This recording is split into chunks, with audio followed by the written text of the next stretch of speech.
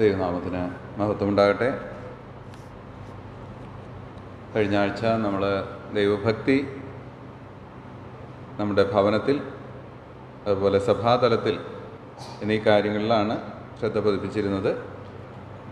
ഫാമിലിയിൽ ദൈവസ്നേഹം, ഔദാര്യം, സേവനം ഇവ എങ്ങനെ അനുഷ്ഠിക്കണം, എങ്ങനെ ദൈവഭക്തന്മാരായിരിക്കണം എന്നുള്ളത് നമ്മൾ ചിന്തിച്ചു. പിന്നീട് നാം ചിന്തിച്ചുകൊണ്ടിരിക്കുന്നത് സ്നേഹം സഭാതലത്തിൽ എങ്ങനെ നമുക്ക് പ്രായോഗികമാക്കാം, ദൈവവചനം എന്ത് പറയുന്നു എന്നുള്ളത് നാം ഓരോ വാക്യങ്ങളെടുത്ത് ചിന്തിച്ചുകൊണ്ട് ഇരിക്കുകയായിരുന്നു. അവസാനമായിട്ട് നമ്മൾ ചിന്തിച്ചു നിർത്തിയത് നമ്മൾ സഭയിൽ വിശ്വാസികളുടെ ആത്മീക വർധനയ്ക്ക് വേണ്ടി പ്രസാദിപ്പിക്കണമെന്നുള്ള കാര്യമാണ് ചിന്തിച്ചു നിർത്തിയത്. നമ്മൾ സഭയിൽ കൂടി വരുമ്പോഴൊക്കെ ഈ ഒരു മോട്ടിവേഷൻ നമ്മുടെ ഉള്ളത്തിലുണ്ടായിരിക്കണം. ഞാൻ അവിടെ കടന്നു പോകുന്നത് കൊണ്ട് ആത്മീയമായി എൻ്റെ കൂട്ടു സഹോദരന്, സഹോദരിക്ക്, കുഞ്ഞുങ്ങൾക്ക് വർധന ഉണ്ടാകണം. ആ ഒരുക്കത്തോടു കൂടെ, ആ നിശ്ചയത്തോടു കൂടെ വേണം നമ്മൾ ദൈവസഭയിൽ കടന്നു വരുവാനായിട്ട്. അങ്ങനെ ഒരുക്കമുള്ള ഹൃദയങ്ങൾക്കാണ് ആ ശുശ്രൂഷ നന്നായി ചെയ്യുവാനായിട്ട് സംഗതിയാകുക എന്നുള്ളത് നമ്മൾ ചിന്തിക്കുകയുണ്ടായി. അങ്ങനെ നാം ചെയ്യുന്നുവെങ്കിൽ ദൈവം നമ്മെ സ്നേഹിച്ച, തൻ്റെ പുത്രനിലൂടെ നമ്മെ സ്നേഹിച്ച ആ സ്വഭാവം, കർത്താവിൻ്റെ സ്വഭാവം സഭയുടെ മധ്യേയും നമുക്ക് വെളിപ്പെടുത്തുവാനായിട്ട് ഇടയാകുകയും യഥാർത്ഥത്തിൽ സഭയുടെ കാന്തയാണ്, കർത്താവിൻ്റെ കാന്തയാണ് സഭ എന്ന് വെളിപ്പെടുവാനായിട്ട് അങ്ങനെ ഇടവരികയും ചെയ്യുമെന്നുള്ളത് നമുക്ക് ചിന്തിക്കുവാനായിട്ട് സാധിച്ചു. മറ്റ് ചില വാക്യങ്ങളും കൂടെ നമ്മൾക്ക് ഇനി തുടർന്ന് വായിച്ച് ധ്യാനിച്ച് മുന്നോട്ട് പോകാം. കഴിഞ്ഞ ആഴ്ച നമ്മൾ ചിന്തിക്കുകയുണ്ടായി, നമ്മളുടെ സഭാ തലങ്ങളിലുള്ള പല പോരായ്മകൾക്കും മുഖ്യമായ കാരണം ദൈവഭയം, അതോടുകൂടെ ദൈവസ്നേഹമില്ല എന്നുള്ളതാണ്. അതുകൊണ്ടാണ് നമ്മുടെ സംസാരങ്ങളെ നിയന്ത്രിക്കുവാനോ, നമ്മളുടെ പ്രവൃത്തികളെ നിയന്ത്രിക്കുവാനോ, നമ്മളുടെ ലക്ഷ്യങ്ങളെ നിയന്ത്രിക്കുവാനോ നമുക്ക് കഴിയാതെ പോകുന്നത്. പലപ്പോഴും വളരെ സെൽഫ് സെൻറ്റേർഡ് ആണ് വിശ്വാസികൾ. അതുകൊണ്ടാണ് വാസ്തവത്തിൽ സഭയിൽ വേണ്ട പോലെയുള്ള ആത്മീക വളർച്ച വരുവാനിടയാകാത്തത് എന്നുള്ളത് നമ്മൾ ചിന്തിക്കുകയുണ്ടായി. നമ്മൾ ഒരു കാര്യം കൂടെ ഞാൻ പ്രത്യേകിച്ച് ഓർപ്പിച്ചിട്ട് മുന്നോട്ട് പോകട്ടെ. ഈ ഭൂമിയിൽ നമ്മൾ എന്തൊക്കെ അച്ചീവ് ചെയ്തു എന്നുള്ളതല്ല ദൈവം നമ്മിൽ നിന്ന് മുഖ്യമായി നോക്കുന്നത്, മറിച്ച് നമ്മളുടെ മോട്ടിവേഷൻ എന്തായിരുന്നു എന്നുള്ളതാണ്. നമ്മളുടെ ഉള്ളിലുള്ള ചിന്ത എന്തായിരുന്നു? എൻ്റെ മഹത്വമാണോ അതോ എൻ്റെ കർത്താവിൻ്റെ മഹത്വമാണോ? എൻ്റെ മഹത്വമാണോ അതോ എൻ്റെ കൂട്ടു സഹോദരന്മാരുടെയും സഹോദരിമാരുടെയും മഹത്വമാണോ? അവർ വളരണം. അപ്പോൾ നമ്മളുടെ അറിയും യോഹന്നാൻ പറഞ്ഞത്, അവനോ വളരണം, ഞാനോ കുറയണം. അതാണ് നമ്മളുടെ യഥാർത്ഥത്തിലുള്ള ആറ്റിറ്റ്യൂഡ്. ബർന്നബാസ് പൗലോസിൻ്റെ കൂടെ വേല ചെയ്തു തുടങ്ങിയപ്പോൾ ബർന്നബാസാണ് പൗലോസിനെ പല അളവിൽ മുന്നോട്ട് കൊണ്ടുവരുവാനായിട്ട് ഉപയോഗിക്കപ്പെട്ട വ്യക്തി. എന്നാൽ തന്നിലുള്ള ദൈവകൃപ തിരിച്ചറിഞ്ഞിട്ട് പൗലോസിൻ്റെ ഒരു ഷാഡോ ആയിട്ട് പിന്നീട് ബർന്നബാസ് മാറുന്നതായിട്ട് നമുക്ക് കാണുവാനായിട്ട് സാധിക്കുന്നുണ്ട്. അതിനുശേഷം ബർന്നബാസ് അവിടെ നിന്നും മാറി മറ്റു ചിലർ ആ ശുശ്രൂഷ ഏറ്റെടുക്കുന്നത് നമ്മൾ കാണുന്നുണ്ട്. അവിടെ ഒന്നും ബർന്നബാസിന് യാതൊരു പ്രയാസവും ഇല്ല. അതാണ് യഥാർത്ഥത്തിലുള്ള ക്രിസ്തീയ സ്നേഹം എന്ന് പറയുന്നത്. ദൈവകൃപ തിരിച്ചറിഞ്ഞ് മറ്റുള്ളവർക്ക് കൈ കൊടുത്ത് അവർ വളരുന്നത് കാണുമ്പോൾ അപ്പോഴാണ് യഥാർത്ഥത്തിലുള്ള സാറ്റിസ്ഫാക്ഷൻ നമുക്കുണ്ടാകുന്നത്. കാരണം ദൈവത്തെ നാം സേവിക്കുന്നത് ദൈവസ്നേഹത്തിലൂടെയാണ്.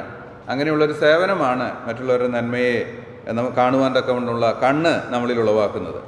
ഇനിയും ഒരു വാക്യം 2 ശമൂവേൽ 1:14 നമുക്ക് വായിക്കാൻ കഴിയുന്നത് നമുക്ക് നോക്കാം. 2 ശമൂവേൽ 1:14 ദാവീദ് രാജാവ് പറയുന്നൊരു വാക്കാണ്.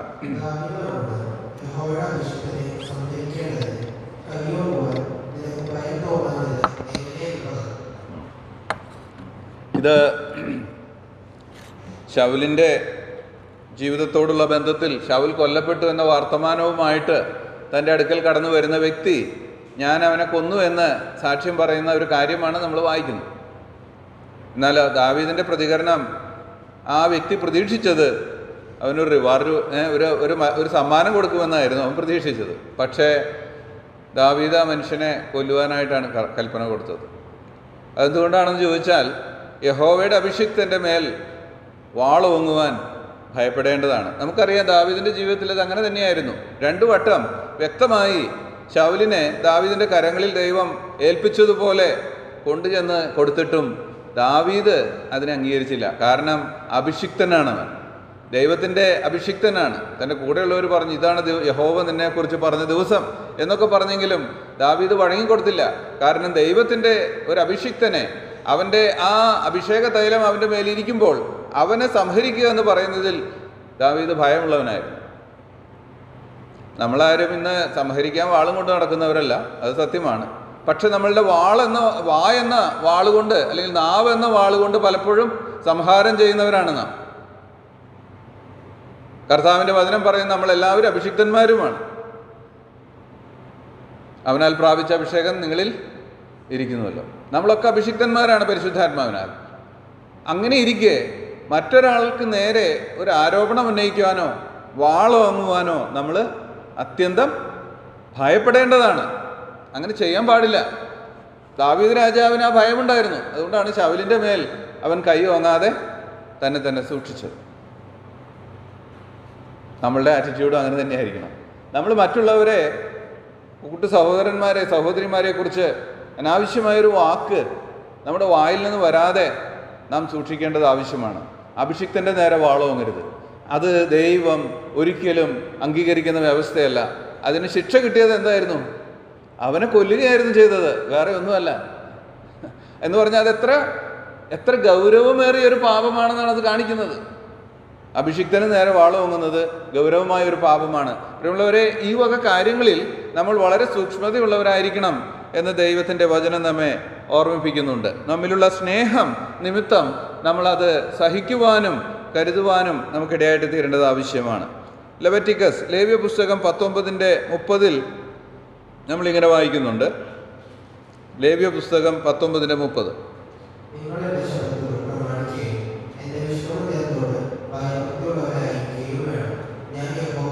മതി. നിങ്ങൾ എൻ്റെ വിശുദ്ധ മന്ദിരത്തോട് ഭയഭക്തിയുള്ളവർ ആയിരിക്കണം, ഞാൻ യഹോവ ആകുന്നു. ഇത് എഴുതിയിരിക്കുന്ന കോണ്ടെക്സ്റ്റ് പഴയ നിയമ ഇസ്രായേലിൽ ഉണ്ടായിരുന്ന ഭൗതികമായിരിക്കുന്ന മന്ദിരത്തെക്കുറിച്ചാണ്. എന്നാൽ ഈ കാലഘട്ടത്തിൽ ദൈവം പണിതുകൊണ്ടിരിക്കുന്ന മന്ദിരം എന്ന് പറയുന്നത് കൈപ്പണിയല്ലാത്ത ഒരു മന്ദിരമാണ്. അത് മനുഷ്യരെ കൊണ്ടുള്ള ജീവനുള്ള മന്ദിരമാണ്, ജീവനുള്ള കല്ലുകളാണ്. ഞാൻ ഈ നാളുകളിൽ അത് പഠിച്ചു വന്നപ്പോൾ എനിക്ക് മനസ്സിലായ ഒരു സത്യം, പുതിയ യെരുശലേമിൽ, പുതിയ ആകാശവും പുതിയ ഭൂമിയിലും പുതിയ യെരുശലേം ഇറങ്ങി വരുമ്പോൾ, മണവാളന് വേണ്ടി ഒരുക്കപ്പെട്ട ഒരു കാന്തയായിട്ട് ഇറങ്ങി വരുമ്പോൾ, അതിൻ്റെ ആ അധ്യായത്തിൻ്റെ അവസാന ഭാഗത്ത് എഴുതിയിരിക്കുന്ന പ്രത്യേക പദമുണ്ട്, മന്ദിരം അതിൽ കണ്ടില്ല. നിങ്ങളത് വായിച്ചു കാണും. മന്ദിരം അതിൽ കണ്ടില്ല.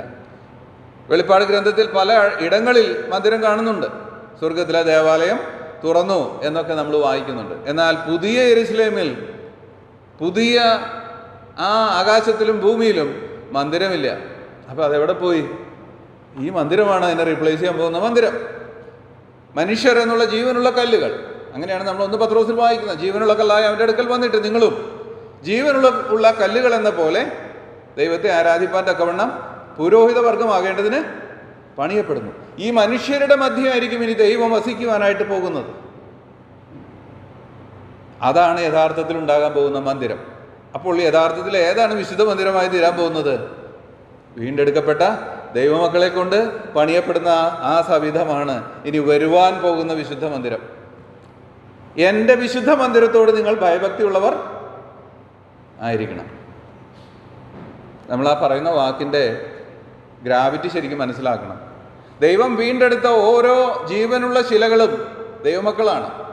ആ ജീവനുള്ള ശിലകൾ ചേർന്നാണ് മന്ദിരം. ആ മന്ദിരത്തെ ഒരിക്കലും ഇകഴ്ത്തിക്കാട്ടുവാനോ മന്ദിരത്തിലുള്ള ഒരു വ്യക്തിയെയും കുറച്ചു കാണിക്കുവാനോ അവനെ അപമാനിക്കുവാനോ സഭയെ അനാദരിക്കുവാനോ നമ്മൾക്ക് അവകാശം ഇല്ല. അതുകൊണ്ടാണ് അപ്പോസ്തലനായ പൗലോസ് 2 വട്ടം ഒരേ കാര്യം ആവർത്തിച്ച് പറയുന്നുണ്ട്. ഇടിപ്പാനല്ല പണിവാനത്രേ കർത്താവ് ഞങ്ങൾക്ക് തന്ന അധികാരം.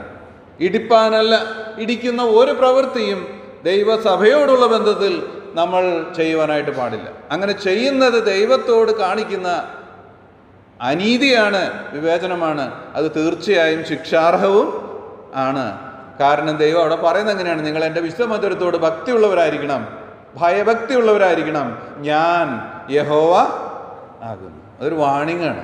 ഞാൻ യഹോവയാകുന്നു. പ്രിയമുള്ളവരെ, ദൈവസഭയിൽ നാം വളരെ ഭയത്തോടു കൂടെ കടന്നു വരേണ്ടത് ആവശ്യം. നമ്മുടെ വാക്കുകളെ നിയന്ത്രിക്കുക.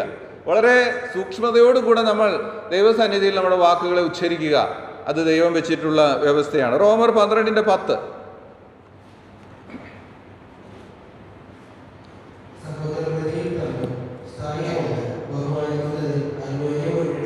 സഹോദര പ്രീതിയിൽ തമ്മിൽ സ്ഥായിപ്പുണ്ട്. സഹോദര പ്രീതി മാറ്റി നിർത്തിയിട്ട് ഒരു കച്ചവടവുമില്ല. അതാണ് ആ പറഞ്ഞതിൻ്റെ ആശയം. സ്ഥായിപ്പുണ്ട് എന്ന് പറഞ്ഞു കഴിഞ്ഞാൽ അതിൽ ഉറച്ചു നിൽക്കുക എന്നുള്ളതാണ് അതിൻ്റെ ആശയം. സ്ഥായി എന്ന് പറഞ്ഞാൽ മാറാത്തത്.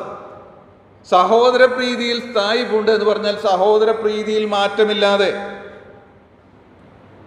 അതാണ് ആ പറഞ്ഞതിൻ്റെ അർത്ഥം. അപ്പോൾ എന്ത് കാര്യം ചെയ്യുമ്പോഴും ദൈവസഭയിൽ ദൈവത്തിൻ്റെ മക്കളോട് അല്ലെങ്കിൽ സഹോദരി സഹോദരന്മാരോട് പ്രീതി ഉണ്ടായിരിക്കണം, സ്നേഹം ഉണ്ടായിരിക്കണം. അതിൽ നിന്നുകൊണ്ടാണ് എല്ലാ കാര്യങ്ങളും ചെയ്യണത്. എന്നിട്ട് എന്ത് ചെയ്യണമെന്നാണ്? ബഹുമാനിക്കുന്നതിൽ അന്യോന്യം മുന്നിട്ടുകൊള്ളുവിൻ. ഇത് കൽപ്പനയാണ്. ബഹുമാനിക്കുന്നതിൽ അന്യോന്യം മുന്നിട്ടുകൊള്ളുവിൻ. ഞാൻ ബഹുമാനിക്കപ്പെടണമെന്നല്ല, മറ്റുള്ളവരെ ഞാൻ ബഹുമാനിക്കുന്നതിൽ ഞാൻ മുന്നിടണം. അദ്ദേഹം എന്നെ കരുതിയില്ലല്ലോ, അദ്ദേഹം എന്നെ വിഷ് ചെയ്തില്ലല്ലോ, ഇതൊന്നും ദൈവസന്നിധിയിൽ വിലയുള്ള കാര്യമല്ല. നിന്നെ വിളിച്ചിരിക്കുന്നത് മറ്റുള്ളവരിൽ നിന്ന് നീ ബഹുമാനം എടുക്കാനല്ല, പിന്നെയോ നീ മറ്റുള്ളവർക്ക് ബഹുമാനം കൊടുക്കാനാണ്. ഒന്നുകൂടെ പറയാം, നമ്മളുടെ പൊതുവെയുള്ള ഒരു കൺസെപ്ഷൻ, നമ്മൾ മറ്റുള്ളവരല്ല മാനിക്കപ്പെടുമെങ്കിൽ നമ്മൾ മാനിക്കുക എന്നുള്ളതാണ്. അത് കർത്താവ് മത്തായിയുടെ സുവിശേഷത്തിൽ വ്യക്തമായി പറഞ്ഞിട്ടുണ്ട്. അത് ജാതികളും അങ്ങനെ ചെയ്യുന്നല്ലോ. നിങ്ങളെ വന്ദനം ചെയ്യുന്നവരെ വന്ദനം ചെയ്താൽ എന്ത് വിശേഷതയുള്ളത്? അത് ജാതികളും അങ്ങനെയല്ലേ ചെയ്യുന്നത്. എന്നിട്ട് പറയുകയാണ്, നിങ്ങളെ ശകാരിക്കുന്നവരെ പകരം ശകാരിക്കരുത്, നിങ്ങളെ വെറുക്കുന്നവരെ നിങ്ങൾ വെറുക്കരുത്, നിങ്ങളെ അടിക്കുന്നവരെ നിങ്ങൾ തിരിച്ചടിക്കരുത്, അപഹരിച്ചെടുക്കുന്നവനെ നിങ്ങൾ തിരിച്ചതുപോലെ ചെയ്യരുത് എന്ന് പറഞ്ഞാൽ നമ്മളുടെ പാറ്റേൺ, ക്രിസ്ത്യൻ പാറ്റേൺ എന്ന് പറഞ്ഞാൽ വ്യത്യസ്തമാണ്. ക്രിസ്ത്യാനി ഒരിക്കലും ഇങ്ങോട്ട് സേവനം ആഗ്രഹിക്കുന്നവനല്ല, മറിച്ച് അങ്ങോട്ട് കൊടുക്കുവാൻ താല്പര്യമുള്ളവനാ. അതെന്തിനാണ് ഇതൊക്കെ ഞാൻ പറയുന്നതെന്ന് ചോദിച്ചാൽ, ഇതാണ് നിത്യതയിൽ നാം ചെയ്യാൻ പോകുന്നത്. നിത്യതയിൽ നമ്മൾ ദൈവത്തിൻ്റെ പവർ ഹൗസസ് ആയിട്ട് ചെയ്യാൻ പോകുന്നത് സേവനമാണ്. സ്നേഹത്തിൽ അധിഷ്ഠിതമായ സേവനം. ഇങ്ങോട്ട് കിട്ടണം എന്നുള്ള പരിപാടിയല്ല അവിടെയും ഉള്ളത്. അതുകൊണ്ട് അത് ഇവിടെ വെച്ച് നാം പ്രാക്ടീസ് ചെയ്യുന്നതാണ് ഉത്തമമായിരിക്കുന്ന കാര്യം. ബഹുമാനിക്കുന്നതിൽ മുന്നിട്ടുകൊള്ളും. മറ്റൊരു വാക്യം പ്രോവേർബ്സ് 17:9. സദൃശവാക്യങ്ങൾ 17:9.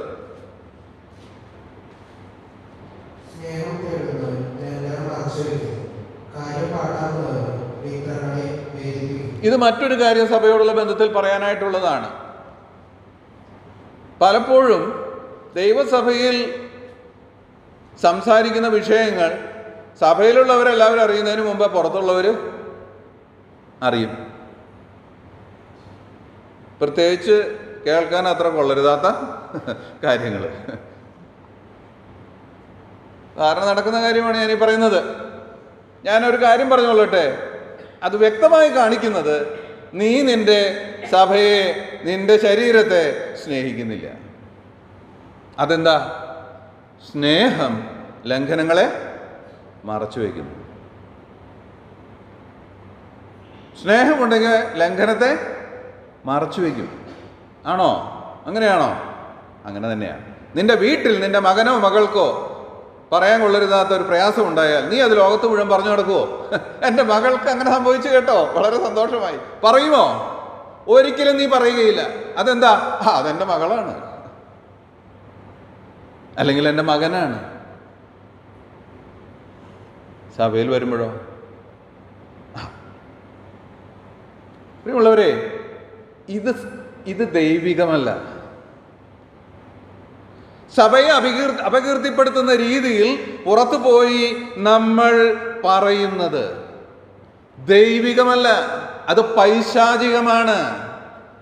ദൈവത്തെ അപകീർത്തിപ്പെടുത്തുന്ന, ദൈവത്തിൻ്റെ സഭയെ അപകീർത്തിപ്പെടുത്തുന്ന പിശാചിനെ കുറിച്ച് വെളിപ്പാട് ഗ്രന്ഥത്തിൽ പറഞ്ഞിരിക്കുന്ന ടൈറ്റിൽ തന്നെ, സഹോദരന്മാരെ, ദൈവസന്നിധിയിൽ അപവാദം പറയുന്നവൻ. അത് പിശാചിൻ്റെ ഉത്തമമായ സ്വഭാവമാണ്, അത് ദൈവികമല്ല. ദയവ് ചെയ്ത് അങ്ങനെ ഒരു സ്വഭാവം ആർക്കെങ്കിലും ഉണ്ടായിട്ടുണ്ടെങ്കിൽ അതിനെക്കുറിച്ച് അനുതപിച്ച് ഇനി അത് വരാതെ സൂക്ഷിക്കുക. ലംഘനം മറച്ചു വയ്ക്കണം, പാട്ടാക്കുകയല്ല വേണ്ടത്, അത് മറച്ചു വയ്ക്കണം. സഭയ്ക്കകത്ത് സംഭവിക്കുന്നത് സഭയ്ക്കകത്ത് മാത്രമേ അറിയാവൂ. അത് പുറത്ത് പോയി വിളംബരം ചെയ്യേണ്ട കാര്യമല്ല. ഇങ്ങനെയുള്ള ചെവിക്ക് കടി തരുന്ന കാര്യങ്ങളൊക്കെ കേൾക്കാൻ ഇഷ്ടമുള്ളവർ ധാരാളം പേരുണ്ട്. അവരിങ്ങനെ കിഴിച്ചുകൊണ്ടിരിക്കും വിവരങ്ങൾ അറിയാൻ. എങ്ങനെയുണ്ട് സഹോദര, സഭ നന്നായി പോകുന്നു? എപ്പോഴും ചോദിക്കുന്ന ചോദ്യം. അവർക്ക് കേൾക്കേണ്ടത് നന്നായി പോകുന്നു എന്നല്ല, അവർക്ക് കേൾക്കേണ്ടത് മറ്റ് ചില പൊടിപ്പുന്നങ്ങലുള്ള കാര്യങ്ങളാണ്. ശ്രദ്ധിക്കുക പ്രിയമുള്ളവരെ, അത് സ്നേഹമല്ല. സ്നേഹം ലംഘനം മറച്ച് വയ്ക്കുന്നു. കാര്യം പാട്ടാക്കുന്നവനോ മിത്രങ്ങളെ ഭേദിപ്പിക്കുന്നു. സൂക്ഷിക്കുക, നമ്മൾ ദൈവഭാഗത്താണ് നിൽക്കുന്നത്. പിശാചിൻ്റെ സ്വഭാവം നമ്മളിൽ നിന്ന് വിട്ടുകളയണം. ഇത് പ്രത്യേകിച്ച് ഞാൻ സഹോദരിമാരോട് പറയാം. ഈ ഗോസിപ്പ് എന്ന് പറയുന്ന ഒരു ഭൂതമുണ്ട്. ഗോസിപ്പ് ഉള്ളതും ഇല്ലാത്തതും ഒക്കെ ഇങ്ങനെ പറഞ്ഞു പിടിപ്പിക്കുക. ദൈവം വെറുക്കുന്ന കാര്യമാണത്, വെറുക്കുന്ന കാര്യമാണ്. കർത്താവിൻ്റെ അരികിൽ പിടിച്ചു കൊണ്ടുവന്ന പാപിനിയായ സ്ത്രീയെക്കുറിച്ച്, അവളുടെ കുറ്റങ്ങളെക്കുറിച്ച് ഒരു എസ്സേ എഴുതാനായിട്ടുള്ള വകുപ്പൊക്കെ ഉണ്ട്. പക്ഷെ കർത്താവിൻ്റെ അടുത്ത് ഇതൊക്കെ വന്ന് പറഞ്ഞിട്ട് കർത്താവ് പറഞ്ഞത്, നിങ്ങളിൽ പാപം ചെയ്യാത്തവൻ അവളെ കല്ലെറിയട്ടെ, അല്ലാതെ അവളുടെ കുറ്റങ്ങളുടെ ലിസ്റ്റ് എടുക്കുകയല്ല കർത്താവ് ചെയ്തത്. എന്നിട്ട് അവസാനം ആ സ്ത്രീയോട് പറഞ്ഞത്, ഞാനും നിന്നെ കുറ്റം വിധിക്കുന്നില്ല, പോവുക, ഇനി പാപം ചെയ്യരുത്. അതാ നമ്മുടെ കർത്താവ്. അവൻ മനുഷ്യൻ പാപം ചെയ്യുന്നതിൽ പ്രസാദമുള്ളവനല്ല, പാപത്തിന് പരിഹാരമുണ്ടാക്കുന്നവനാണ്. പാപങ്ങളെ ഓർത്തു വയ്ക്കുന്നവനല്ല, അതിന് പരിഹാരമുണ്ടാക്കി മുന്നോട്ട് പോകുവാൻ അവനെ ധൈര്യപ്പെടുത്തുന്നവനാണ് നമ്മുടെ കർത്താവ്. ഇതായിരിക്കണം നമ്മുടെ ആറ്റിറ്റ്യൂഡ്.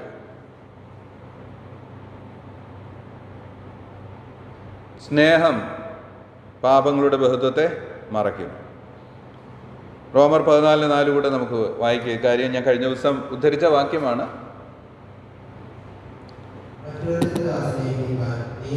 അതെ, അൾട്ടിമേറ്റ്ലി ദൈവമക്കളാണ്, സഭയിലെ അംഗങ്ങളാണ്, അതൊക്കെ സത്യമാണ്. പക്ഷേ ഓണർഷിപ്പ് എന്ന് പറയുന്നത് നമ്മുടെ ഒന്നുമല്ല, അതാരുടെയാ? കർത്താവിൻ്റെയാണ്. ദൈവത്തിൻ്റെ ഓണർഷിപ്പാണ് ഓരോ സോൾസും, ഓരോ ആത്മാക്കളും. അവർ കർത്താവിൻ്റെ കരങ്ങളിലിരിക്കുന്നവരാണ്. കർത്താവ് വില കൊടുത്ത് മേടിച്ചതാണ്, കർത്താവിൻ്റേതാണ്. അത് നമ്മളെപ്പോഴും ബോധമുള്ളവർ ആയിരിക്കണം. ഇനി ഞാൻ മറ്റൊരു കാര്യം കൂടെ പറയാം. ഭാര്യയാണെന്ന് വെച്ച് ഭർത്താവ് ഇത് മറന്ന് പ്രവർത്തിക്കരുത്. ഭാര്യയല്ല, എന്തുമാകാം, ഇല്ല കേട്ടോ. ഭാര്യ വീണ്ടെടുക്കപ്പെട്ട ദൈവമകളാണ്, അവളും കർത്താവിൻ്റേതാണ്. താൽക്കാലികമായ ഈ ബന്ധങ്ങളൊക്കെ അസ്തമിക്കും. ദൈവസന്നിധിയിൽ നമ്മൾ ഒത്തുചേരുമ്പോൾ ഭാര്യയും ഇല്ല, ഭർത്താവുമില്ല. ദൈവത്തെ സേവിക്കുന്ന ആത്മാക്കളാണ് അവരെല്ലാവരും. മക്കളാണ്, അതുകൊണ്ട് തോന്നിയതൊന്നും ചെയ്യാൻ പറ്റില്ല. അവരും ദൈവത്താൽ വീണ്ടെടുക്കപ്പെട്ടവർ ആണ്. മറ്റൊരുത്തൻ്റെ ദാസനെ വിധിപ്പാൻ നീ ആർ. ഈ വാക്യം ശരിക്കും നമ്മൾ ഫ്രെയിം ചെയ്ത് വെക്കണം. അതെന്തിനാണെന്ന് ചോദിച്ചാൽ ഓർമ്മ വരുമല്ലോ. ഈ വല്ലാതെ വാ പൊങ്ങുമ്പോൾ അല്ലെങ്കിൽ മറ്റുള്ളവരെ കുറിച്ച് എന്തെങ്കിലുമൊക്കെ പറയാൻ തോന്നും. അപ്പം ഇത് നമ്മുടെ ബുദ്ധിയിലേക്ക് കടന്നു വരുമോ, മറ്റൊരുത്തൻ്റെ ദാസനെ വിധിപ്പാൻ നീ ആർ. നമ്മൾ ആ വക പണിക്ക് പോകണ്ട. മറ്റുള്ളവരുടെ കുറവുകൾ നാം മനസ്സിലാക്കണം, അതിനെ നമ്മൾ അനുകരിക്കാതിരിക്കണം, അതൊക്കെ സത്യമാണ്. പക്ഷേ മറ്റുള്ളവരെക്കുറിച്ച് അപകീർത്തിപ്പെടുത്തുന്നതായ കാര്യങ്ങൾ പറയുകയോ കുറ്റം പറഞ്ഞു നടക്കുകയോ അതൊന്നും ദൈവസ്നേഹത്തിൻ്റെ ഭാഗം അല്ല. സ്നേഹം പാപങ്ങളുടെ ബഹുത്വത്തെ മറച്ച് തന്നെ വയ്ക്കും. അതെങ്ങനെയും എത്രയും വേഗം പരിഹരിക്കുവാൻ നമ്മൾ നോക്കും. അങ്ങനെയാണ് ശരീരം, അല്ലേ? നമ്മൾക്കിപ്പോൾ കയ്യിലൊരു പൊള്ളലേറ്റാൽ എന്താ ചെയ്യുക? നമ്മൾ ഇവിടെ എങ്ങനെ ഒരു പൊള്ളലുണ്ടെങ്കിൽ ഞാൻ ഹാഫ് സ്ലീവ് ധരിക്കുന്നവനാണെങ്കിൽ പിന്നെ തൊട്ട് ഫുൾ സ്ലീവ് ഇട്ടുകൊണ്ട് വരും, അല്ലേ? അതിനാ ഇത് കാണണ്ട ആരും, അത് കാണാൻ ഭംഗിയില്ല. ഇത് തന്നെയാണ് സഭ. സഭയിലുള്ള ഓരോ അംഗങ്ങളും കർത്താവിൻ്റെ ശരീരത്തിൻ്റെ അവയവങ്ങളാണ്. അതിനെ അപകീർത്തിപ്പെടുത്തരുത്. തെറ്റാണ് ചെയ്യുന്നത്. അങ്ങനെയുള്ള പ്രവണതകൾ ഒരിക്കലും പാടില്ല. ഞാൻ ആ സ്നേഹം എന്ന വിഷയം അവിടെ കൊണ്ട് അവസാനിപ്പിക്കുകയാണ്. ഔദാര്യം എന്ന വിഷയവും ദൈവസഭയിൽ ദൈവികമായ കാഴ്ചപ്പാടോടുകൂടെ ചെയ്യേണ്ടതാണ്. നമ്മൾ കൊടുക്കേണ്ടതായതുകൊണ്ട് കൊടുക്കരുത്. ഞാൻ അത് പറയുമ്പോൾ ഒരു പ്രത്യേക കാര്യം ഓർപ്പിച്ചുകൊള്ളട്ടെ. നമ്മൾ കൊടുക്കുന്ന രീതികളൊക്കെ ദൈവസന്നിധിയിൽ കൃത്യമായിരിക്കണം. ഞാനത് പറയാനെന്താണെന്ന് വെച്ചാൽ, ദൈവസഭയിൽ ചിലപ്പോഴൊക്കെ ദൈവസഭ എന്ന് പറയുന്നത് നമുക്കറിയാം, അതൊരു സെൽഫ് ഫിനാൻസ്ഡ് ഇൻസ്റ്റിറ്റ്യൂഷനാണ്. എന്ന് പറഞ്ഞാൽ സ്വന്തമായിട്ട് തന്നെ അതിൻ്റെ ധനം സമ്പാദിച്ച് നടത്തപ്പെടുന്ന ഒരു സ്ഥാപനമാണ്. അതിനകത്ത് ആരും പുറത്തുനിന്ന് ആരും ഒരു ഇൻവെസ്റ്റ്മെൻറ്റും ചെയ്യുന്നില്ല. നമ്മൾ സ്വതന്ത്രമാണ്, പക്ഷെ സെൽഫ് ഫിനാൻസ്ഡ് ആണ്. അതുകൊണ്ട് തന്നെ ദൈവസഭയിൽ നടക്കുന്ന എല്ലാ ആക്ടിവിറ്റീസും സഭയിലെ അംഗങ്ങളിൽ നിന്ന് ലഭിക്കുന്ന വരുമാനം കൊണ്ടാണ്. അപ്പോൾ നമ്മൾ ഔദാര്യമായിട്ട് കൊടുക്കുന്നത് സഭയ്ക്ക് മാത്രമല്ല, സഭയിലുള്ള സഹോദരി സഹോദരന്മാരുടെ ആവശ്യങ്ങളാണെങ്കിലും ഔദാര്യമായി കൊടുക്കേണ്ടത് ആവശ്യമാണ്. കാരണം നമ്മളുടെ സഹോദരവർഗത്തിന് പുറത്തുനിന്ന് ആരും ഒന്നും കൊടുക്കാൻ പോകുന്നില്ല.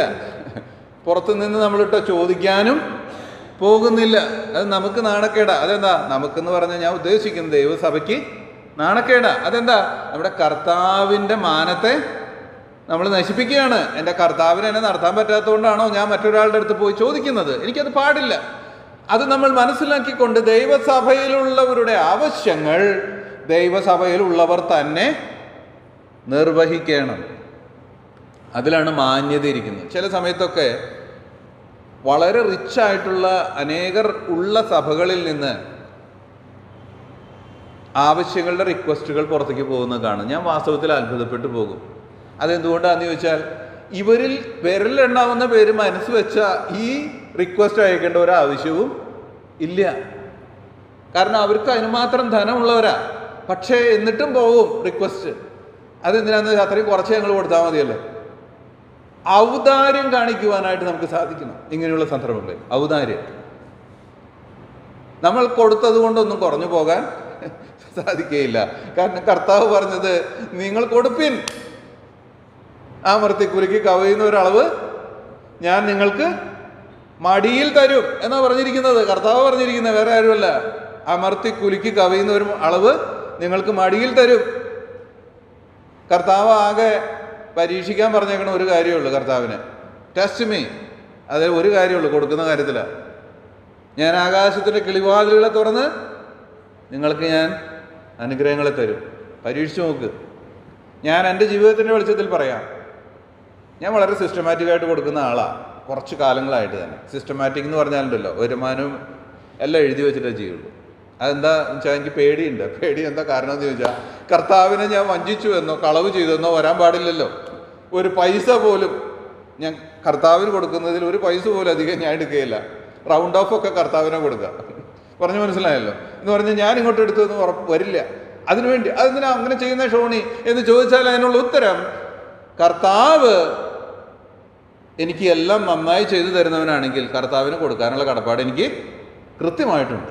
ഞാൻ ഇനി ഒരു ചോദ്യം നിങ്ങളോട് ചോദിക്കാം.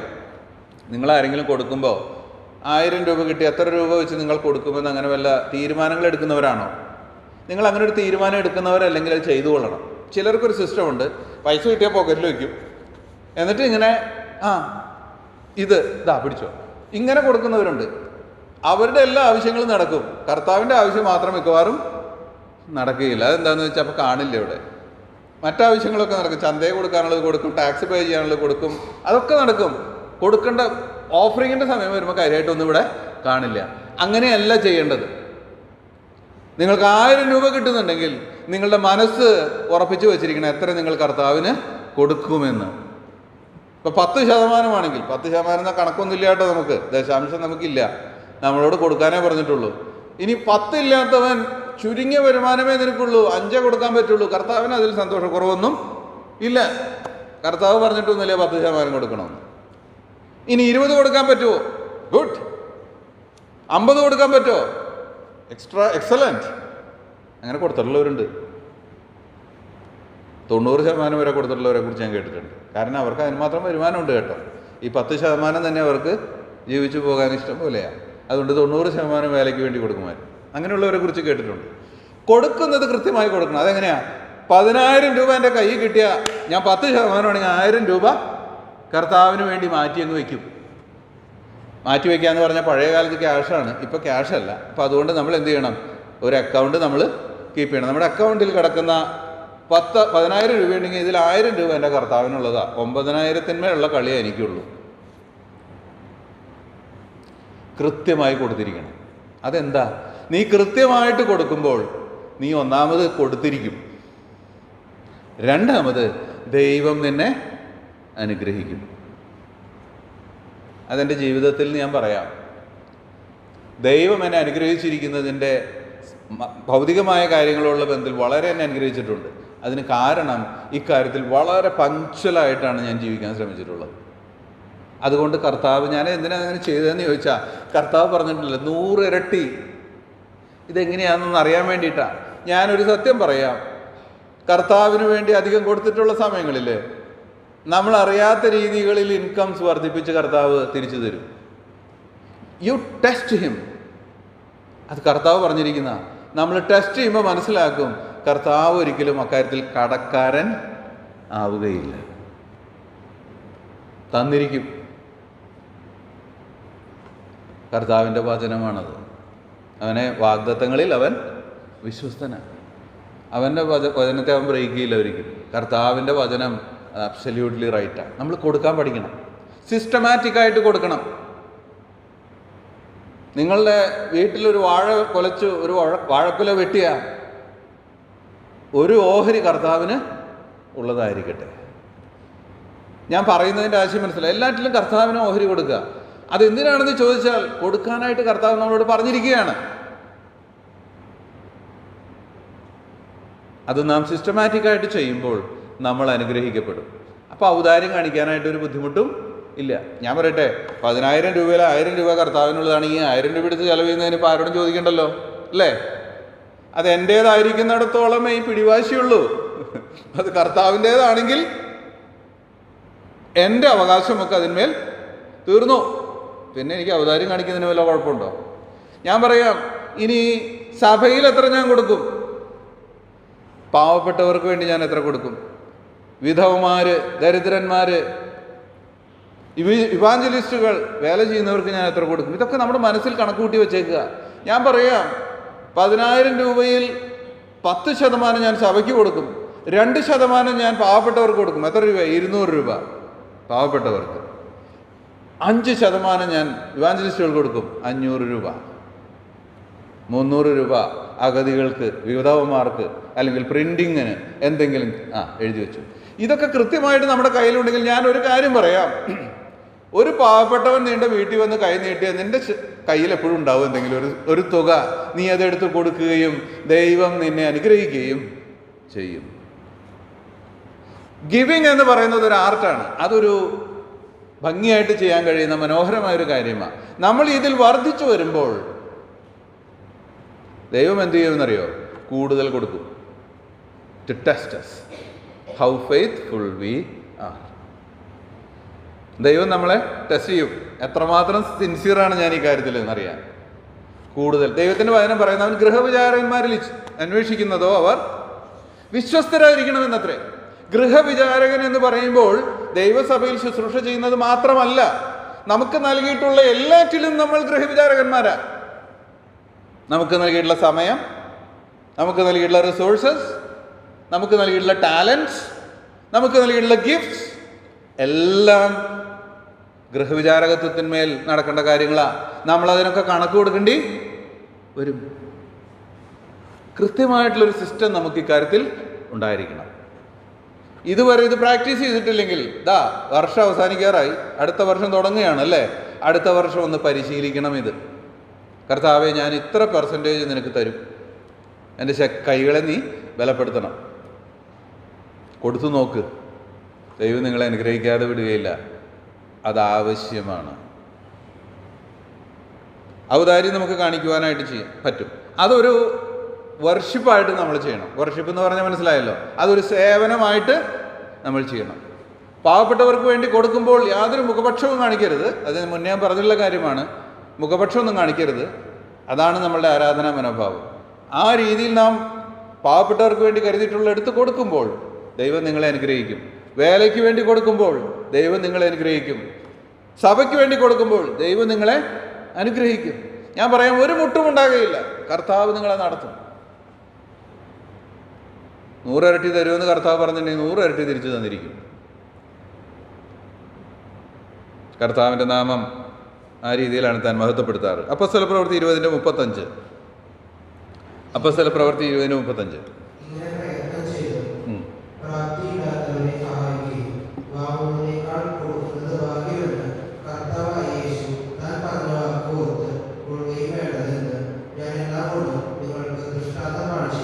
പൗലോസ് അപ്പോസ്തലൻ വിടവാങ്ങൽ ശുശ്രൂഷയിൽ എഫെസോസിൽ നിന്നും മറ്റിടങ്ങളിൽ നിന്നും വന്നവരോട് സംസാരിക്കുമ്പോൾ പറയുന്ന വാക്കുകളാണ്: വാങ്ങുന്നതിനേക്കാൾ കൊടുക്കുന്നത് ഭാഗ്യം.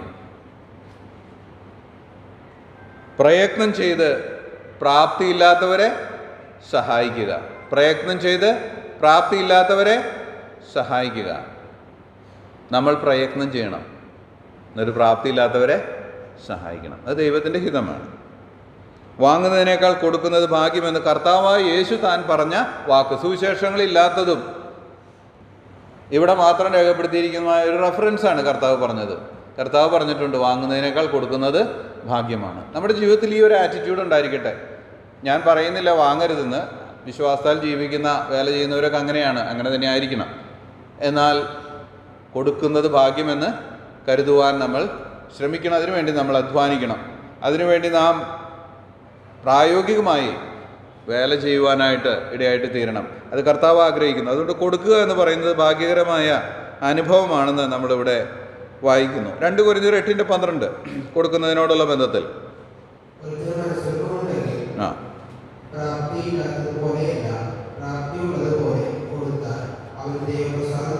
ദൈവപ്രസാദം ലഭിക്കും. എങ്ങനെ? പ്രാപ്തിയുള്ളതുപോലെ കൊടുത്താൽ. എന്താ ഈ പ്രാപ്തിയുള്ളതുപോലെ?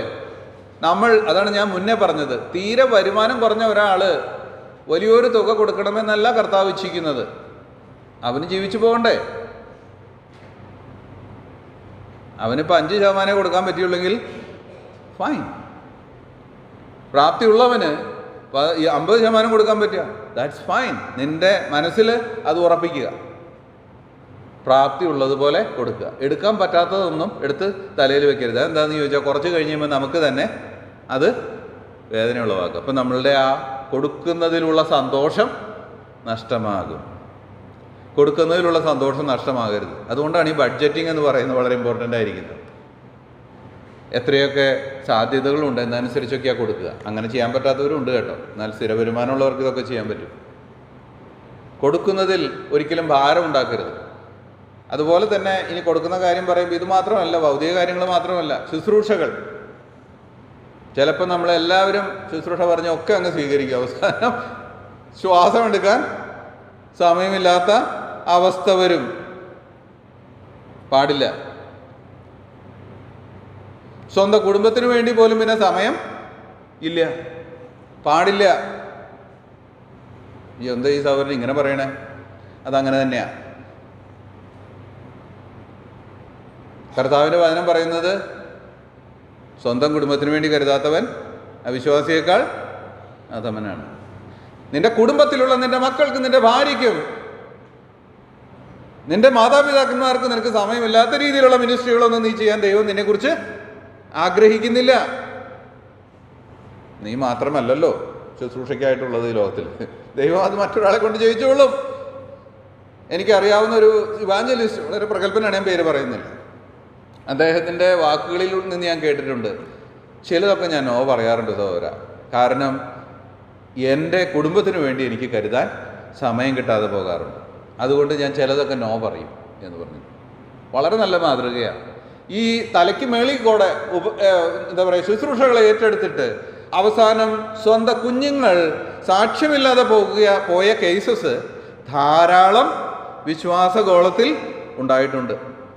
എല്ലായിടത്തും ഇവർ നിറഞ്ഞു നിൽക്കുകയാണ്. പക്ഷേ സ്വന്തം കുടുംബത്തെ ഇരുത്തി പഠിപ്പിക്കാൻ അവർക്ക് നേരമില്ല. നമ്മുടെ നാട്ടിൽ അങ്ങനെ ഒരു ചൊല്ലുണ്ടല്ലോ, ആശാരിയുടെ മക്കള് കിണറ്റിൽ വീണ് ചാവുകയുള്ളൂ എന്ന് പറഞ്ഞ ലോകത്തിലുള്ള എല്ലാ കിണർ കെട്ടാൻ ആശാരിക്ക് സമയമുണ്ട്, സ്വന്തം വീട്ടിലെ കിണർ കെട്ടാൻ സമയമില്ല. ഇങ്ങനെയുള്ള വിശ്വാസികളുമുണ്ട്. ഇഷ്ടംപോലെ ശുശ്രൂഷകൾ, അതൊന്നും കളയണ്ട, എല്ലാം പോരട്ടെ. അവസാനം നിന്റെ കുഞ്ഞുങ്ങൾ സാക്ഷ്യമില്ലാതെ ജീവിക്കുമ്പോൾ നിന്റെ എല്ലാ ശുശ്രൂഷയും അവിടെ അവസാനിക്കും. പാടില്ല. പ്രാപ്തിയുള്ളതുപോലെ, ഭൗതികമായി കൊടുക്കുന്ന കാര്യമാണെങ്കിലും മറ്റെന്ത് കാര്യമാണെങ്കിലും പ്രാപ്തിയുള്ളതുപോലെ കൊടുത്താൽ ദൈവപ്രസാദം ലഭിക്കും. സൂക്ഷിക്കുക ഈ കാര്യം പ്രത്യേകിച്ച്. 2 കൊരിന്ത്യർ 9:6-7 വരെ. ഇത് ഭൗതികമായി കൊടുക്കുന്ന കാര്യത്തെക്കുറിച്ചാണ്.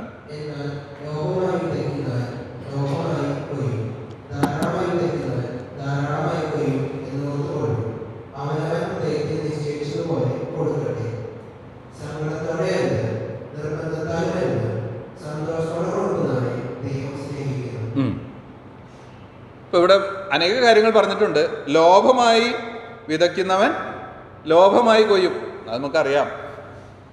കുറച്ച് വിത്ത് എടുത്ത് വിതച്ചാൽ അത്രേ കിട്ടുള്ളൂ, കൂടുതൽ വിതച്ചാൽ കൂടുതൽ കിട്ടും. അത് നമുക്ക് എല്ലാവർക്കും അറിയാവുന്നതാണ്. കൊടുക്കുന്ന കാര്യത്തിൽ ഇതങ്ങനെ തന്നെയാണ്. സമയം തക്കത്തിൽ ഉപയോഗിച്ച് ഏറ്റവും മാക്സിമം കൊടുക്കാൻ പറ്റിയ അത്രയും നന്മയാണ്. വരും ലോകത്തിൽ അത് നമ്മൾ കാണുകയും ചെയ്യും.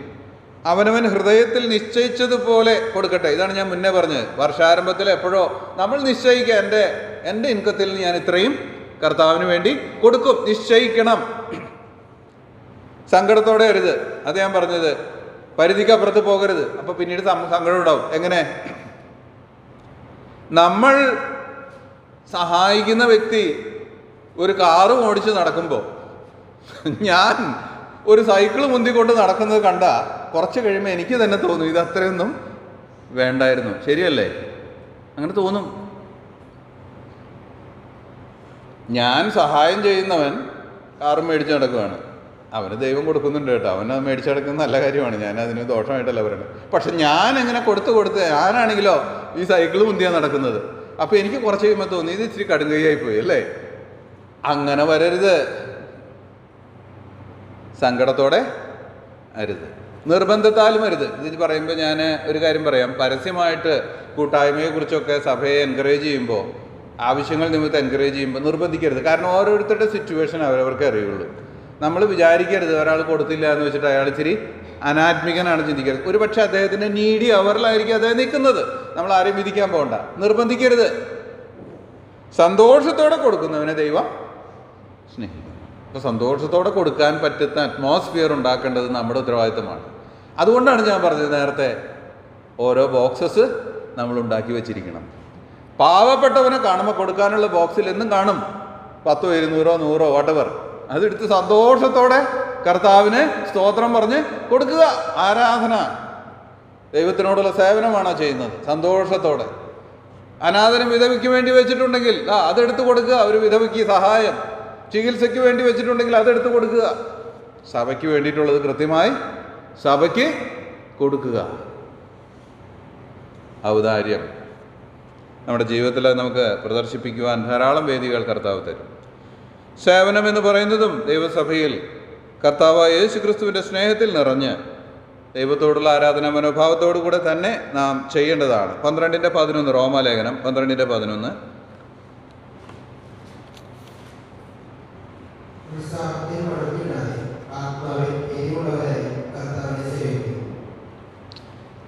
ഉത്സാഹത്തിൽ മടുപ്പില്ലാതെ ആത്മാവിൽ എരിവുള്ളവരായി കർത്താവിനെ സേവിപ്പിൻ. അതിൻ്റെ അർത്ഥം എന്താ? അപ്പം മടുപ്പ് വരാൻ സാധ്യത ഉണ്ട്, പ്രത്യേകിച്ച് സഭയിൽ. അതെന്താ പറയേണ്ട ആവശ്യമില്ല. നമ്മൾ പലപ്പോഴും ചെയ്യുന്ന ശുശ്രൂഷകൾ നല്ല ഉദ്ദേശത്തോടെ ചെയ്യുന്നതൊക്കെ ചിലപ്പോൾ മിസ്ഇൻ്റർപ്രറ്റ് ചെയ്തു പോകാറുണ്ട്. അദ്ദേഹത്തിൻ്റെ ലക്ഷ്യം അതായിരുന്നു ഇതായിരുന്നൊക്കെ വേണമെങ്കിൽ പറയും. ഞാൻ ഒരു കാര്യം പറയാം. കഴിഞ്ഞ ആഴ്ച ഞാനത് പറഞ്ഞിട്ടുണ്ട്. ദൈവഭക്തനായിട്ട് ജീവിക്കുമ്പോൾ ഈ വക വിഷയങ്ങളെ നമ്മൾ എങ്ങനെ ഓവർകം ചെയ്യാൻ പറ്റുമെന്ന് ചോദിച്ചാൽ, ദൈവസ്നേഹത്താൽ മാത്രമേ നമ്മൾ ചെയ്യാവൂ. അതോടുകൂടെ നമ്മൾ ഫ്രീഡം ഉള്ളവരായി തീരും. ദൈവത്തോടുള്ള സ്നേഹനിമിത്തമാണ് ഞാൻ ശുശ്രൂഷ ചെയ്യുന്നതെങ്കിൽ എൻ്റെ അക്കൗണ്ടബിലിറ്റി പിന്നെ ആരോടാണ്? കർത്താവിനോട് മാത്രമാണ്. കർത്താവിനോട് മാത്രമാണ് എൻ്റെ അക്കൗണ്ടബിലിറ്റി എങ്കിൽ മനുഷ്യർ എന്നോട് എന്ത് ചെയ്യും? മനുഷ്യരെന്ത് ചെയ്താലും എനിക്കൊരു വിരോധവും ഇല്ല. സ്നേഹത്തിൽ അധിഷ്ഠിതമായ സേവനം ചെയ്യുന്നവനെ മറ്റൊന്നും പിടിച്ചു നിർത്താൻ പറ്റുകയില്ല. കാരണം അവൻ ചെയ്തുകൊണ്ടേ ഇരിക്കും. കാരണം അവൻ്റെ അക്കൗണ്ടബിലിറ്റി കർത്താവിനോടാണ്. ഇതാണ് ഒരു യഥാർത്ഥ വിശ്വാസിയുടെ ആറ്റിറ്റ്യൂഡ്. സഭയിൽ ചിലപ്പോൾ വിമർശനങ്ങളൊക്കെ വരും, നമ്മളുടെ ഉദ്ദേശശുദ്ധിയെ ചോദ്യം ചെയ്യും, നമ്മളെ തെറ്റിദ്ധരിക്കും. നെവർ മൈൻഡ്, അതിനെക്കുറിച്ച് ഭാരപ്പെടേണ്ട ആവശ്യമൊന്നും ഇല്ല. കർത്താവിനോട് പോയി കാര്യം പറയുക, കർത്താവേ, നിന്നോടുള്ള മനോബോധം നിമിത്തം ഞാനിത് ചെയ്തു, ഇങ്ങനെയൊക്കെ കേട്ടു. അങ്ങല്ല അറിയുന്നു. അക്കൗണ്ടബിലിറ്റി കർത്താവിനോട്. Continue your business. ഞാൻ പറഞ്ഞത് ബിസിനസ് അല്ല, ശുശ്രൂഷ. മുന്നോട്ട് പോകും. കർത്താവ് തക്ക സമയത്ത് മനസ്സിലാക്കേണ്ടവരെയൊക്കെ മനസ്സിലാക്കിക്കൊള്ളും. മനുഷ്യരിൽ നിന്ന് കിട്ടുന്ന പ്രതികരണത്തിനനുസരിച്ച് നമ്മളുടെ ശുശ്രൂഷകൾ നാം മെച്ചപ്പെടുത്തുവാനോ കുറയ്ക്കുവാനോ കൂട്ടുവാനോ തുടങ്ങിയാൽ അധികം വൈകാതെ കടയടച്ച് പോകേണ്ടി വരും. അതെന്താണെന്ന് ചോദിച്ചാൽ, മനുഷ്യരെ പ്രീതിപ്പെടുത്തുക എന്ന് പറയുന്ന അത്ര എളുപ്പമുള്ള കാര്യം അല്ല. മനുഷ്യർ എന്തെങ്കിലുമൊക്കെ പറഞ്ഞുകൊണ്ടിരിക്കും. നമ്മൾ ശുശ്രൂഷകൾ മുന്നോട്ട് പോകട്ടെ, കർത്താവിനോടുള്ള മനോബോധം നിമിത്തം. അതങ്ങനെ തന്നെ ആയിരിക്കണം. അങ്ങനെ നാം ചെയ്യുമ്പോൾ മടുപ്പില്ലാതെ ആത്മാവിൽ എരിവുള്ളവരായി കർത്താവിനെ സേവിക്കുവാൻ സാധിക്കും. മടുപ്പില്ലാതെ. മടുക്കില്ല പിന്നെ. അതെന്താ? മടുക്കാത്ത എൻ്റെ കർത്താവാണ് എന്നെ വേലയ്ക്ക് നിയമിച്ചിരിക്കുന്നത്. അതുകൊണ്ട് എനിക്ക് മടുപ്പൊന്നും ഇല്ല. അവൻ വിശ്വസ്തനാണ്, അവൻ സ്നേഹവാനാണ്, അവൻ എന്നെ ഇപ്പോഴും തുടങ്ങിയ പോലെ സ്നേഹിക്കുന്നുണ്ട് എന്ന തിരിച്ചറിവ് എനിക്കുണ്ടാകുമ്പോൾ മാനുഷികമായ ബന്ധനങ്ങളൊന്നും പിന്നെ അവിടെ വിഷയം അല്ല. അതിനെയൊക്കെ വകഞ്ഞു മാറ്റി മുന്നോട്ട് പോകുവാനായിട്ടുള്ള ത്രാണി ദൈവം നമുക്ക് നൽകും. കൊലോസ്യർ 3:23.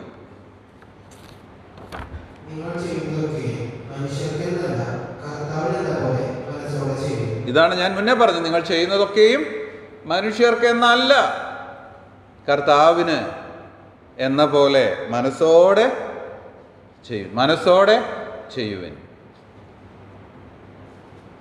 നമ്മളുടെ ജീവിതത്തിൽ സേവനം ചെയ്യുമ്പോൾ ദൈവസ്നേഹത്തിൽ നിന്നുകൊണ്ട് ഔദാര്യ മനസ്സോടുകൂടെ കർത്താവിനോ ചെയ്യുന്ന പോലെ ചെയ്യുവാൻ സഭയിൽ നമുക്ക് ഇടവരണം. Let us change our attitudes. നമ്മുടെ ചിന്താഗതികൾക്കും നമ്മളുടെ ആ കാഴ്ചപ്പാടുകൾക്കൊക്കെ ഒരു മാറ്റം വരുത്തി ദൈവസഭയിൽ നമ്മളായിരിക്കണം. ഭക്തന്മാർ അങ്ങനെയാണ്. ഭക്തന്മാർ ദൈവത്തോടുള്ള ഭക്തിയിലാണ് ജീവിക്കേണ്ടത്.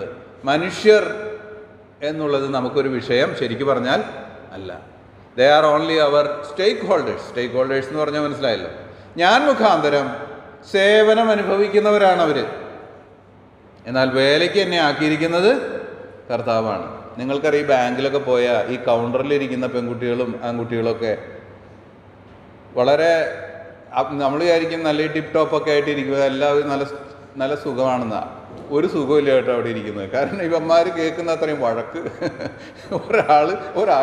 ഒരു ദിവസം ഒരു ദിവസം കേൾക്കുന്നത് നമ്മൾ ചിലപ്പോൾ ഒരു മാസം കേൾക്കുകയില്ല. അതുപോലെ വഴക്ക് കിട്ടും ഇവർക്ക്. കാരണം വന്നിട്ട് എന്തൊക്കെ പ്രശ്നമുണ്ടെങ്കിലും അലയ്ക്കുന്നത് മുഴുവൻ ഇവരുടെ മേലെ ആയിരിക്കും. പക്ഷെ അവർ വളരെ ചിരിച്ചൊക്കെ ഇരുന്നിട്ടൊക്കെയാണ് സംസാരിക്കുക. നമ്മളെപ്പോലെയല്ല അവരവർക്ക് ട്രെയിനിങ് കൊടുത്തിട്ടുണ്ടാവും ഇതൊക്കെ ചെയ്യാനായിട്ട്. അതാണ് അതിൻ്റെ കാരണം. പക്ഷെ അവർക്കൊരു കാര്യമുണ്ട്, അവർ ബാങ്കിൻ്റെ പ്രതിനിധികൾ മാത്രം ആണ്. വേറെ ആളവിടെ വന്നിരുന്ന് ഇവനും കിട്ടും ഈ ചീത്തയൊക്കെ. പറഞ്ഞ് മനസ്സിലായല്ലോ. അവർ സേവനം ചെയ്യുന്നത് ബാങ്കിൻ്റെ മാനേജ്മെൻറ്റിനാണ്. ശമ്പളം കിട്ടുന്നിടത്തോളം ഒരു പ്രശ്നവും പിന്നെ ഇല്ല. നമ്മളങ്ങനെയല്ല. നമ്മൾ മനസ്സോടെ ചെയ്യണം. ആർക്ക് വേണ്ടി? കർത്താവിന് വേണ്ടി. കർത്താവ് പിതാവ് അയച്ച നാളിൽ കർത്താവിനെ ദുഷിക്കുവാൻ അനേകരുണ്ടായിരുന്നു. കർത്താവ് എന്ത് ചെയ്തെന്നാ? തന്നെ ശാസിച്ചിട്ട് പകരം തന്നെ ശകാരിച്ചിട്ട് പകരം ശകാരിച്ചില്ല. ദുഷിച്ചിട്ട് ഭീഷണം കാണിച്ചില്ല. സകലവും ന്യായമായി വിധിക്കുന്നവങ്കൽ വരമേൽപ്പിച്ചു.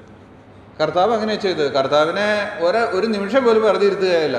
എല്ലായ്പ്പോഴും തൻ്റെ പിന്നാലെ നടന്ന് ഇങ്ങനെ ആക്രമിക്കുകയായിരുന്നു. കർത്താവ് അതിൻ്റെയൊക്കെ മധ്യേ ശുശ്രൂഷ ചെയ്തതിൻ്റെ ഒരേ ഒരു കാര്യം, അയച്ചിരിക്കുന്ന പിതാവിനോട് താൻ വിശ്വസ്തൻ ആയിരുന്നു. തൻ്റെ വേദന മുഴുവൻ താൻ ഇറക്കി വെച്ചിരുന്നത് പിതാവിൻ്റെ അടുക്കലായിരുന്നു. ഞാൻ വിചാരിക്കുക കർത്താവിൻ്റെ ഒരു ദിവസത്തെ വേല കഴിഞ്ഞ് തൻ്റെ പിതാവിൻ്റെ സന്നിധിയിൽ പോയി അക്കൗണ്ട് കൊടുക്കുന്നതൊന്ന് കേൾക്കേണ്ടത് ആയിരിക്കും. തൻ്റെ കരച്ചൽ, തൻ്റെ വിലാപം, തൻ്റെ ദുഃഖം അതൊക്കെ ഇറക്കി വയ്ക്കുന്ന ഇടം തൻ്റെ പിതാവിൻ്റെ സന്നിധിയായിരുന്നു. പിതാവ് തന്നെ ബലപ്പെടുത്തുകയും ചെയ്തിരുന്നു വേല തികയ്ക്കുവാനായിട്ട്. പ്രിയമുള്ളവരെ, അങ്ങനെ ആയിരിക്കട്ടെ. നാം വരുന്ന നാളുകളിൽ മനസ്സോടെ ശുശ്രൂഷ ചെയ്യാൻ നമുക്ക് ശ്രമിക്കാം. മനസ്സോടെ, നിർബന്ധത്താലൊന്നും വേണ്ട, സങ്കടത്താലും വേണ്ട, മനസ്സോടെ ചെയ്യുന്നത് കർത്താവിന് ആയിരിക്കട്ടെ.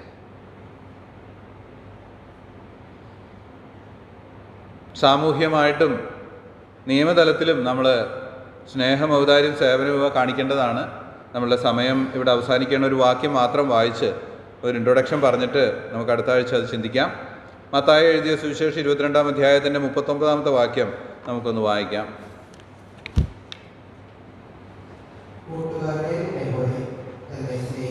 കൂട്ടുകാരനെ നിന്നെപ്പോലെ തന്നെ സ്നേഹിക്കണം. ഈ കാര്യത്തെക്കുറിച്ച് ഞാൻ വ്യക്തിതലം എന്ന വിഷയം എടുത്തപ്പോൾ പഠിപ്പിച്ചതാണ്. ഇവിടെ കൂട്ടുകാരൻ എന്ന് പറഞ്ഞിരിക്കുന്ന നമ്മുടെ ഫ്രണ്ടല്ല, അയൽക്കാരനെ കുറിച്ചാണ് പറയുന്നത്. സമൂഹത്തിൽ നാം ജീവിക്കുമ്പോൾ ഒരു ദൈവഭക്തനായിരിക്കുന്ന വിശ്വാസി എന്ന് പറഞ്ഞാൽ അവനെ ഇങ്ങനെ നമുക്ക് വിശേഷിപ്പിക്കാം: യേശു ക്രിസ്തുവിൻ്റെ സ്നേഹത്തിൻ്റെ ജീവിക്കുന്ന ഉദാഹരണമായിരിക്കണം ഒരു വിശ്വാസി. യേശു ക്രിസ്തുവിൻ്റെ സ്നേഹത്തിൻ്റെ ജീവിക്കുന്ന ഉദാഹരണം, a living example of the love of Jesus Christ. നമ്മളിലൂടെ ആയിരിക്കണം ക്രിസ്തുവിൻ്റെ സ്നേഹത്തെ ഈ ലോകം കാണേണ്ടത്. അങ്ങനെ നാം ചെയ്യുമ്പോൾ ലോകം ക്രിസ്തുവിനെ നമ്മൾ മുഖാന്തരം അറിയുവാൻ ഇടവരും. ഞാനിന്ന് ഈ വീട്ടിലൊരു ചെറിയ ആവശ്യം, ഒരു പണി നടക്കുന്നുണ്ട്. അപ്പോൾ ഇന്ന് ക്രിസ്മസ് അല്ലേ, സാറിന് വന്നാൽ ബുദ്ധിമുട്ടാകുമെന്ന് പറഞ്ഞു. അപ്പോൾ ഞാൻ പറഞ്ഞു, ഞങ്ങളങ്ങനെ പ്രശ്നമൊന്നുമില്ല, ഞങ്ങൾ ക്രിസ്മസ് ആഘോഷിക്കാറൊന്നുമില്ല. പുള്ളി വന്നു, പണിയൊക്കെ തീർത്ത് പോകാൻ നേരത്ത് പുള്ളി എന്നോടൊരു ചോദ്യം ഇങ്ങോട്ട് ചോദിക്കുകയാണ്: സാറപ്പം എന്താ ക്രിസ്മസ് ആഘോഷിക്കാത്തത്? അപ്പോൾ ഞാൻ ആ ഒരു കാര്യം പറഞ്ഞത് പുള്ളിയുടെ മനസ്സിലുണ്ട്. പുള്ളി വന്ന് പണിയൊക്കെ കഴിഞ്ഞ് തിരിച്ചു പോകുമ്പോൾ ചോദിക്കുക, എന്താ സാർ ക്രിസ്മസ് ആഘോഷിക്കാത്തത്? അപ്പോൾ ഞാൻ പറഞ്ഞു, ഞങ്ങൾ ബിബ്ലിക്കൽ ക്രിസ്ത്യൻസാണ്, അതായത് ബൈബിൾ അനുസരിച്ചാണ് ഞങ്ങളുടെ ജീവിതം ഞങ്ങൾ നയിക്കുന്നത്. ബൈബിളിൽ എഴുതിയിട്ടുള്ളൊരു വസ്തുത അല്ലാത്തതുകൊണ്ട് ഞങ്ങളത് അനുസരിക്കുക, അങ്ങനെ ആഘോഷിക്കാത്തത് എന്ന് പറഞ്ഞ് തന്നെ വിടാനിടയായി. ഞാൻ പറഞ്ഞതിൻ്റെ ആശയം, നമ്മുടെ ജീവിതത്തിലുള്ള ഓരോ കാര്യങ്ങളും മറ്റുള്ളവർ കേൾക്കുക മാത്രമല്ല, അതവർ മനസ്സിൽ നിക്ഷേപിക്കുന്നവരും കൂടെ ആണ്. ഞാൻ ആ പറഞ്ഞ വാക്ക് ഞാൻ പറഞ്ഞു, മറന്നുപോയി, അയാൾ മറന്നിട്ടില്ല, അത് അദ്ദേഹത്തിൻ്റെ മനസ്സിൽ കിടക്കുക. അപ്പോൾ ക്രിസ്മസ് ആഘോഷിക്കാത്ത ക്രിസ്ത്യാനികളും ഉണ്ട്. ഞാൻ പറഞ്ഞു വരുന്നതിൻ്റെ ആശയം, ഈ ലോകം നമ്മളെ വളരെ കെയർഫുള്ളായിട്ട് വാച്ച് ചെയ്തുകൊണ്ടാണ് ഇരിക്കുന്നത്, വളരെ കെയർഫുള്ളായിട്ട്. സമൂഹത്തിൽ നമ്മളാണ് ക്രിസ്തുവിൻ്റെ വക്താക്കൾ, സ്പോക്സ് പേഴ്സൺസ് എന്ന് പറയില്ലേ, വക്താക്കൾ. നമ്മൾ മുഖാന്തരമാണ് കർത്താവിനെ ഈ ലോകം അറിയേണ്ടത്. അതുകൊണ്ട് സമൂഹത്തിൽ നാം ജീവിക്കുമ്പോൾ നമ്മളിലൂടെ കർത്താവിൻ്റെ സ്നേഹം സമൂഹം അറിയേണ്ടതിന് നാം വളരെ ശ്രദ്ധാലുക്കൾ ആയിരിക്കണം. ഞാൻ പറഞ്ഞല്ലോ, നിങ്ങൾ ഒരു കൊല വെട്ടിയാൽ, ഒരു കായക്കൊല വെട്ടിയാൽ 1-2 പടല മാറ്റി വെച്ചേക്കണമെന്ന് ഞാൻ പറഞ്ഞല്ലോ. ആർക്ക് വേണ്ടിയിട്ടാണെന്ന് അറിയാമോ? അത് ചോദിക്കാൻ ആൾക്കാർ വരും. ഞങ്ങൾ രാവിലെ വീട്ടിൽ പടല വെട്ടി മാറ്റി വെച്ചപ്പോൾ ചില മടലുകൾ ഞാൻ മാറ്റി, അയൽക്കാർക്കുള്ളത് മുന്നേ കൊടുത്തു കേട്ടോ, അത് മുന്നേ ചെയ്തു വെച്ച്. ഒരു പാവപ്പെട്ട സ്ത്രീ ഇന്ന് വന്നു, കൊല റെഡിയായിരുന്നു കൊടുക്കാൻ. ഞാൻ പറയുന്നതിൻ്റെ ആശയം, നമ്മൾ മാറ്റി വയ്ക്കുമ്പോൾ അതിന് ആവശ്യക്കാരെ ദൈവം അയച്ചുകൊള്ളൂ.